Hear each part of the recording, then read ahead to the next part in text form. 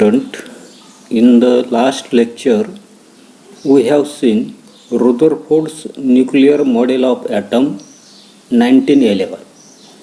विद्यार्थी मित्रांनो, मागच्या तासाला आपण रुदरफोर्डचं असणारे काही केंद्रकी अनुपारूप 1911चं त्या ठिकाणी पाहिले. त्याच्यानंतर असणारा जो काही रुदरफोर्ड स्कॅटरिंग एक्सपेरिमेंटचे असणारे काही डायग्रॅम जे आहेत तर ती डायग्रॅम आपण त्या ठिकाणी पाहिली. त्याच्यानंतर रुदरफोर्ड्स न्यूक्लिअर ॲटॉमिक मॉडेल, रुदरफोर्डचं असणारे जे काही केंद्रकीय अनुप्रारूप जे आहे तर ते अनुप्रारूप आपण त्या ठिकाणी पाहिले. याच्यानंतर पुढे पहा की force stable orbit atomic model 1930, भोरचं स्थायी कक्षा अनुप्रारूप 1913चं आपल्याला त्या ठिकाणी पाहिजे. पहा की in the year 1913 Danish scientist Niels Bohr explain the stability of atom by putting forth stable orbit atomic model.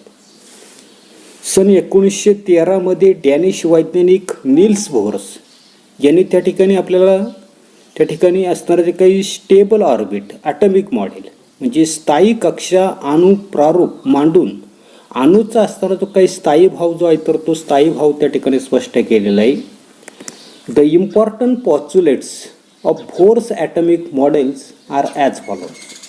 आणि बोहरचं असणारे जे काही अनुप्रारूप जे आहेत तर त्या अनुप्रारूपाची असणारे जे काही महत्त्वाची आधारतत्व जे आहे तर ती महत्त्वाची आधारतत्व आपल्याला त्या ठिकाणी पुढील प्रमाणे त्या ठिकाणी दिलेली. पहिलं काय सांगितलेलं आहे, the electrons revolve around the atomic nucleus lie in the concentric circular orbits at a certain distance from the nucleus. की अणू जो आहे तर त्या अणूचं असणारं जे काही केंद्रक आणि या केंद्रकाभोवती फिरणारे जे काही इलेक्ट्रॉन जे आहेत तर ते इलेक्ट्रॉन काय हाताने असतात तर त्याचं असणारे जे काही केंद्रक जे आहे तर त्या केंद्रकापासून विशिष्ट अंतरावर असणारी आकृतीमध्ये दाखवल्याप्रमाणे अशा प्रकारची जे काही समकेंद्री वर्तुळाकार असणाऱ्या त्या काही कक्षा ज्या आहेत तर त्या कक्षेमध्ये त्या ठिकाणी ते फिरताना आपल्याला त्या ठिकाणी आढळून येताना दिसतात. दुसरं, energy of an electron is constant while it is in a particular orbit. दुसरं काय सांगितलं की विशिष्ट अशा प्रकारच्या कक्षा, उदाहरणार्थ त्या ठिकाणी ही एक कक्षा दाखवली, ही दुसरी कक्षा दाखवली, म्हणजे विशिष्ट कक्षेमध्ये असताना इलेक्ट्रॉनची ऊर्जा कशी असते तर त्या ठिकाणी आपल्याला कॉन्स्टंट म्हणजे स्थिर त्या ठिकाणी असते. आणि तिसरं आपल्याला सांगितले पहा, when an electron jumps from an inner orbit to an outer orbit it absorbs energy equal to the difference of its energy level. जे इलेक्ट्रॉन जे आहे तर तो इलेक्ट्रॉन जेव्हा आपल्या लक्षात येता नसते की आतील असताना जे काही कक्षा जे आहे तर त्या आतील कक्षेमधून काय होता नसते, बाहेरची असणारे जे काही कक्षा जे आहे तर त्या कक्षेमध्ये त्या ठिकाणी उडी मारतो तर तो उडी मारताना त्याच्या फारका इतक्या ऊर्जेचं असणारं ते काही शोषण जे आहे तर ते शोषण त्या ठिकाणी करताना दिसतं.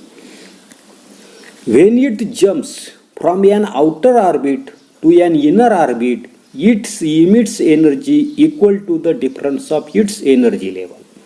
आणि ज्या वेळेला आपल्या असं लक्षात येता नसते की असणारा जो काही इलेक्ट्रॉन जो आहे तर तो इलेक्ट्रॉन ज्या वेळेला बाहेरील कक्षा ज्या आहे तर त्या बाहेरील कक्षेतून काय करता नसतो, आतील असताना जी काही कक्षा ज्या आहेत तर त्या कक्षेमध्ये उडी मारतो तर तो उडी मारताना त्याच्या फारका इतकी असणारी काही ऊर्जा जी आहे तर ती ऊर्जा काय करतो, इमिट त्या ठिकाणी करतो म्हणजे त्या ठिकाणी उत्सर्जित त्या ठिकाणी करताना दिसतो. त्याच्यानंतर पुढे डू यू नो, तुम्हाला माहीत आहे का. आता काय माहीत आहे का तर या ठिकाणी पुढे पहा काय दिलेले की when the salt sodium chloride. आता सोडियम क्लोराईड म्हणजेच काय तर NaCl, बरोबर. म्हणजे जे काही when the table salt sodium chloride is throne on the liquid petroleum gas stove flame immediately yellow spark forms on that place. पाहता की घरामध्ये असणारी जी काही गॅसची शेगडी असेल, चूल असेल, काय तुमच्याकडे असेल ते, तर घरातील गॅसच्या शेगडीच्या निळ्या ज्योतीवर आपलं असणारं ते काही खाण्याचं असणारं ते काही मीठ जे आहे ज्याला आपण त्या ठिकाणी सायंटिफिक भाषेमध्ये त्या ठिकाणी सोडियम क्लोराईड म्हणताना दिसतो. तर या मिठाचे कण त्या निळ्या ज्योतीवर जर आपण टाकले तर त्या जागी आपल्याला पिवळी अशा प्रकारची असणारी काही ठिणगी जी आहे तर ती ठिणगी त्या ठिकाणी मिळताना दिसते. If sodium metal put in water it burns to give yellow flame. पण पाण्यामध्ये जर आपण त्या ठिकाणी सोडियम धातू जो आहे तर त्या सोडियम धातूचा तुकडा जर त्या ठिकाणी टाकला तर तो पेटून त्या ठिकाणी आपल्याला येलो रंगाची म्हणजे पिवळ्या रंगाची असणारी जी काही ज्योत जी आहे तर ती ज्योत त्या ठिकाणी मिळताना दिसते. पहा पुढे, on road sodium हेपर lamps gives yellow colour light. रस्त्याला जर तुम्ही त्या ठिकाणी पाहिलं असेल तर त्या ठिकाणी रस्त्यावर सोडियम व्हेपरचे असणारे जे काही दिवे जे आहेत तर त्या दिव्यांमधून आपल्याला पिवळ्या रंगाचा असणारा जो काही प्रकाश जो आहे तर तो प्रकाश त्या ठिकाणी बाहेर पडताना दिसतो. From all above example the electrons of the sodium absorb energy and goes to the outermost shell and come back to the inner shell by emitting energy. या सर्व उदाहरणावरून आपल्या त्या ठिकाणी लक्षात येताना दिसतं की सोडियमचा असणारा जो काही अणू जो आहे तर त्या सोडियम अणूमधील इलेक्ट्रॉन जे आहे तर ते इलेक्ट्रॉन काय करताना दिसतात, ऊर्जा शोषून बाहेरील कक्षेमध्ये त्या ठिकाणी जाताना दिसतो आणि पुन्हा आतील कक्षेमध्ये उडी मारून परत येताना ती ऊर्जा जी आहे तर ती ऊर्जा काय करताना दिसतो, उत्सर्जित त्या ठिकाणी करताना दिसतो म्हणजे इमिट त्या ठिकाणी करताना दिसतो. The difference of the energy level of this two shells of the sodium is fix. सोडियम अणूच्या या ज्या काही दोन कक्षा ज्या आहेत तर त्या सोडियम अणूच्या या दोन कक्षांच्या ऊर्जा पातळीमधला फरक जो आहे तर तो फरक कसा असतो तर त्या ठिकाणी फिक्स असतो, ठराविक त्या ठिकाणी असतो. This difference is similar to the energy of the yellow light. आणि हा जो काय असणारा जो काही फरक जो आहे तर तो फरक पिवळ्या प्रकाशाच्या ऊर्जे एवढा त्या ठिकाणी असतो. And therefore, in the above example, same specific yellow light is emitted. आणि म्हणून तिन्ही उदाहरणामध्ये तोच विशिष्ट अशा प्रकारचा पिवळा असणारा जो काही प्रकाश जो आहे तर तो प्रकाश काय होता दिसतो आपल्याला त्या ठिकाणी बाहेर त्या ठिकाणी पडताना दिसतो. पाय त्या ठिकाणी आपल्याला बोर्स स्टेबल ॲटॉमिक ऑर्बिट त्या ठिकाणी दाखवलेले. पहा काय सांगितलेले की Bohr's stable orbit atomic model म्हणजे बोरचं स्थायी कक्षा अनुप्रारोप. तर त्याच्यामध्ये असणारं जे काही सेंटर जे आहे तर त्या सेंटरला आपल्या असं लक्षात येताना दिसतंय की त्या ठिकाणी पॉझिटिव्हली चार्ज त्या ठिकाणी काय दाखवलेलं आहे, न्यूक्लियस जे आहे तर ते न्यूक्लियस त्या ठिकाणी म्हणजे धनप्राभारित केंद्रक दाखव. या धनप्राभारित केंद्रकानंतर पहिली असणारी जी काही कक्षा ज्या आहे तर त्या पहिल्या कक्षेला काय म्हटलेलं आहे, के कक्षा. ते तिचा सेल नंबर त्या ठिकाणी 1 आहे. त्याच्यानंतरची असणारी जी काही दुसरी कक्षा जी आहे तर त्या दुसऱ्या कक्षेला त्या ठिकाणी काय म्हटलेलं आहे, एल कक्षा किंवा तिचाच नंबर आहे तर त्या ठिकाणी 2 क्रमांकाचे. त्याच्यानंतरची असणारी जी काही तिसरी असणारी जी काही कक्षा जी आहे तर त्या तिसऱ्या कक्षेला त्या ठिकाणी यम कक्षा त्या ठिकाणी म्हटलेलं आहे की तिचा नंबर जो आहे तर तो 3 त्या ठिकाणी आहे. आणि चौथी एक कक्षा त्या ठिकाणी आपल्याला डायग्राममध्ये त्या ठिकाणी दाखवलेली आहे तर त्यालाच त्या ठिकाणी एन कक्षा म्हटलेले आहे आणि त्या एन कक्षेचा नंबर त्या ठिकाणी किती आहे तर 4 त्या ठिकाणी. म्हणजे अशा पद्धतीनं आपल्याला कक्षा क्रमांक 1, 2, 3, 4 किंवा त्यालाच त्या ठिकाणी के एल एम एन अशा प्रकारची कवच त्या ठिकाणी आकृती जी आहे तर त्या आकृतीमध्ये आपल्याला आढळून येताना दिसतात. आता पुढे की some more atomic models were put forth after Bohr's atomic model. बोरचं असणारं जे काही अणुप्रारूप जे आहे तर त्या अणुप्रारूपानंतर आणखी काही असणारे जे काही अणुप्रारूप जे आहे तर ते अणुप्रारूप त्या ठिकाणी मांडली गेली. आणि पुढे आपल्याला त्या ठिकाणी सांगितले, पहा काय सांगितलेले की atomic structure was studied at the depth with the advent of the few branch of the science called the quantum mechanics. त्या भोरचा अणुप्रारूप जे आहे तर त्या अणुप्रारूपानंतर आणखी काही त्या ठिकाणी अणुप्रारूप जे आहे तर ती त्या ठिकाणी मांडली गेली. आणि त्याच्यानंतर उदयाला आलेलं जे काही क्वांटम मेकॅनिक्स त्यालाच त्या ठिकाणी पुंज यांत्रिकी ही जी काही नवीन विज्ञान शाखा जी आहे तर त्या नवीन विज्ञान शाखेमध्ये अणुसंरचना जी आहे तर त्याचा सखोल अशा प्रकारचा अभ्यास त्या ठिकाणी करण्यात आला. With all those some well accepted fundamental principles of atomic structure are as follow. आणि या सर्वांमधून अणुसंरचना जी आहे तर त्या अणुसंरचनेविषयी सर्वसामान्य झालेली काही मूल तत्व जी आहे तर ती मूल तत्व त्या ठिकाणी पुढील प्रमाणे आपल्याला त्या ठिकाणी सांगितलेले. आता कोणकोणत्या प्रकारची त्या ठिकाणी आहेत तर ते आपल्याला त्या ठिकाणी पुढे पाहायचे बा की ॲटमिक स्ट्रक्चर म्हणजे त्या ठिकाणी असणारे ते काही अणूची असणारे जे काही संरचना जी आहे. आता संरचनेच्या बाबतीमध्ये काय सांगितले की an atom is formed from the nucleus and the extra nuclear part. आता या ठिकाणी अणू जो आहे तर तो काय सांगितलेले की अणूची संरचना तर त्या ठिकाणी आपल्या लक्षात येतं नसतं की सेंटर जो आहे तर त्या सेंटरला त्या ठिकाणी न्यूक्लियस त्या ठिकाणी असतं, केंद्रक असतं. आणि या केंद्रकाच्या सभोवतालचा असणारा जो काही एक्स्ट्रा न्यूक्लिअर पार्ट जो आहे त्यालाच त्या ठिकाणी केंद्रकाबाहेरचा भाग याचा मिळून अणू जो आहे तर तो अणू त्या ठिकाणी बनलेला असतो.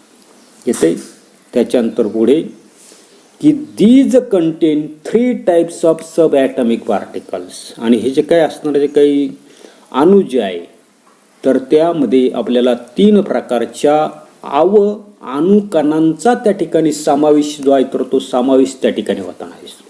आता कोणकोणत्या प्रकारचे त्या ठिकाणी अणुकण असतात तर त्याच्यामध्ये पहिलं आपल्याला सांगितले न्यूक्लियस, केंद्रक. आता केंद्रक काय सांगितलेले the atomic nucleus is positively charge.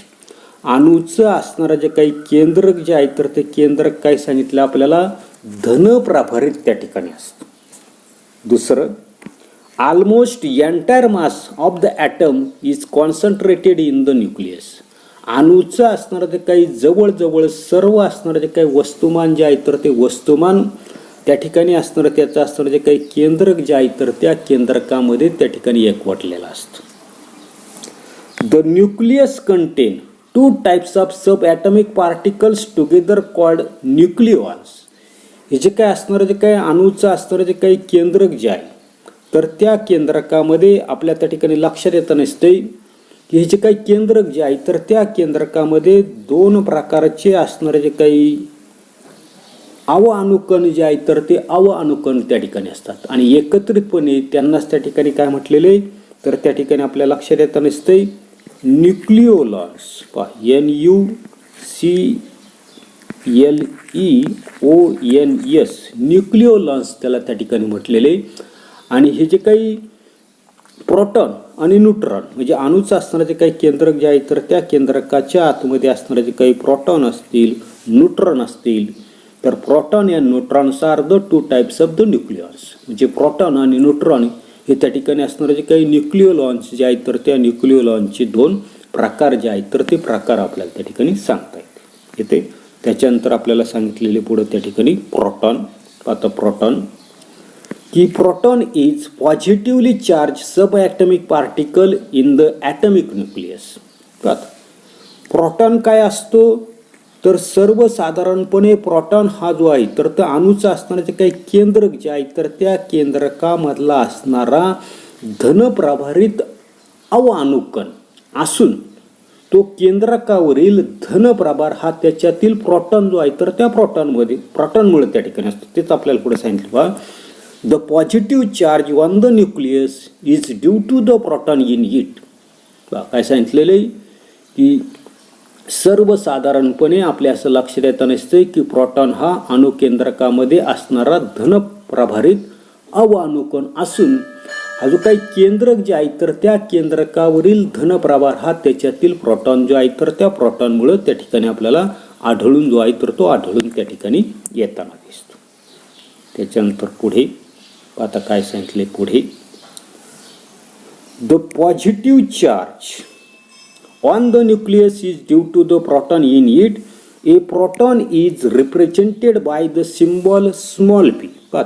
Proton जो आहे तर तो प्रोटॉन दाखवण्यासाठी सर्वसाधारणपणे p ही जी काही संज्ञा जी आहे तर त्या संज्ञेचा त्या ठिकाणी वापर त्या ठिकाणी केला जातो. इच प्रोटॉन कॅरीज ए पॉझिटिव्ह चार्ज प्लस 1e. प्रत्येक असणारा जो काही प्रोटॉन जो आहे तर त्या प्रोटॉनवर प्लस 1e एवढा चार्ज त्या ठिकाणी असतो. आता 1e म्हणजेच काय सांगितलेलं आहे आपल्याला, 1e that is 1.6 into 10⁻⁻19 coulomb. की एक इलेक्ट्रॉन म्हणजे किती, तर 1.6 गुणिले 10⁻⁻19 कुलम एवढा त्या ठिकाणी 1e जो आहे तर तो 1e त्या ठिकाणी असणार. आता पुढे की when the total positive charge on the nucleus is express in the unit E, its magnitude is equal to the number of the protons in the nucleus. की ज्या वेळेला केंद्रकावरील एकूण धनप्रभार जो आहे तर तो ई या एककामध्ये ज्या वेळेला व्यक्त केला जातो तर त्या वेळेला त्याचं असणारे जे काही परिमाण जे आहे तर ते परिमाण केंद्रकातील असणारे जे काही प्रोटॉन जे आहे तर त्या प्रोटॉनच्या संख्ये एवढं त्या ठिकाणी असतं. येते त्याच्यानंतर पुढे the number of protons in the nucleus of an atom is the atomic number of that element and it is denoted by the Z. की सर्वसाधारणपणे आपल्याला काय सांगितलेलं आहे की अणूचं असणारं जे काही केंद्रक जे आहे तर त्या केंद्रकातील असणारे जे काही प्रोटॉनची असणारे जे काही संख्या म्हणजे number of P. Number of P म्हणजेच काय, तर त्या ठिकाणी प्रोटॉनची असणारी जी काही संख्या जे जेवढे त्या ठिकाणी त्याच्या केंद्रकामध्ये प्रोटॉनची संख्या असेल तर तेवढाच तो असणारा जो काही मूलद्रव्य जो आहे तर त्या मूलद्रव्याचा ॲटॉमिक मास नंबर त्या ठिकाणी असणार आहे. काय असणार आहे तो त्याचा त्या ठिकाणी ॲटॉमिक मास नंबर जो आहे तर तो ॲटॉमिक मास नंबर त्या ठिकाणी असतो. आणि हा जो काही ॲटॉमिक मास नंबर जो आहे तर तो काय करतो आपण कॅपिटल झेड ही जी काही संज्ञा जी आहे तर त्या संज्ञेनं आपण त्या ठिकाणी तो दाखवताना त्या ठिकाणी दिसतो. आणि पहा पुढे काय सांगितलेले, it is denoted bye Z. Mass of the one proton is approximately 1u, that is 1u means 1 Dalton. आणि या ठिकाणी आपल्या लक्षात येत असते की एका प्रोटॉनचं असणारं जे काही वस्तुमान जे आहे तर ते वस्तुमान सुमारे 1u that is unified mass इतकं त्या ठिकाणी असतं. आणि पुढे आपल्याला कंसामध्ये ते देखील 1u मीन्स काय सांगितलेले 1 डाल्टन, म्हणजेच की सांगितले 1.66 इंटू 10⁻⁻27 kg. 1 डाल्टन म्हणजेच त्या ठिकाणी 1u म्हणजेच किती 1.66 गुणिले 10⁻27 घातांक किलो. आणि पुढे आपल्याला कंसामध्ये सांगितले the mass of the one hydrogen atom is approximately 1u. की हायड्रोजन जो आहे तर त्या हायड्रोजनच्या एका अणूचं असणारं जे काही वस्तुमान जे आहे तर ते वस्तुमान सुद्धा सुमारे 1u इतकं त्या ठिकाणी असतं. एवढाच असणारा जो काही भाग जो आहे तर तो भाग आपण या तासाला पाहणार आहोत. पुढील तासाला पुढील भाग त्या ठिकाणी पाहू. धन्यवाद.